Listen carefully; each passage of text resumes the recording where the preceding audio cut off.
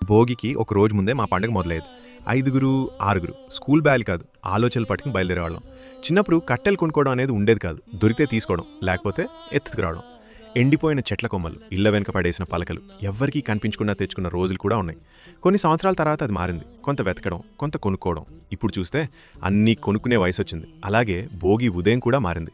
మొదట్లో cycle shop దగ్గర పాత టైర్లు ఎత్తుకురావడం, అదే అడ్వెంచర్. తర్వాత కాలంలో పాకెట్ మనీ చేతికొచ్చింది. టైర్లు అలాగే తెచ్చిన పెట్రోల్ మాత్రం కొనుక్కునేవాళ్ళం. ఇప్పుడు టైర్లు కూడా కొనుగోలు, పెట్రోల్ కూడా కొనుగోలు. కానీ అలవాటు మాత్రం మారలేదు. అన్నీ తెచ్చి ఒకచోట దాచడం, మరుసటి రోజు ఉదయం కోసం మంటను సిద్ధం చేయడం.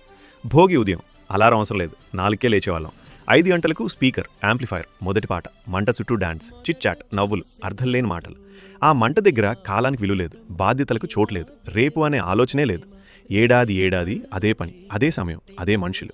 అలవాటైపోయింది. ఇప్పుడు చూస్తే భోగి ఇంకా ఉంది, కానీ కాలం మారింది. ఇవాళ పిల్లలు బహుశా ఒక ఫ్యాన్సీ ఇన్స్టాగ్రామ్ పోస్ట్ కోసం మంట వెలిగిస్తుంటారు.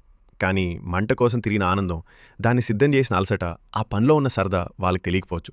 ఎందుకంటే భోగి ఫోటో కాదు, భోగి ఒక పని. ఇప్పుడు మంట అదే, పాటలదే. కానీ చుట్టూ మనుషులు తగ్గిపోయారు. ఎవరో ఉద్యోగాల్లో, ఎవరో కుటుంబాల్లో, ఎవరో ఇంకో ఊర్లో. అప్పుడే అర్థమైంది, భోగి మంటలో కాలిపోయింది కట్టెలు కాదు, మన సమయం. అయినా ఈ బాధ్యతల చక్రాన్ని ఒక్కరోజైనా బ్రేక్ చేసి మళ్ళీ అదే మంట చుట్టూ కలిసే వాళ్ళకి మీదే ఈ భోగి.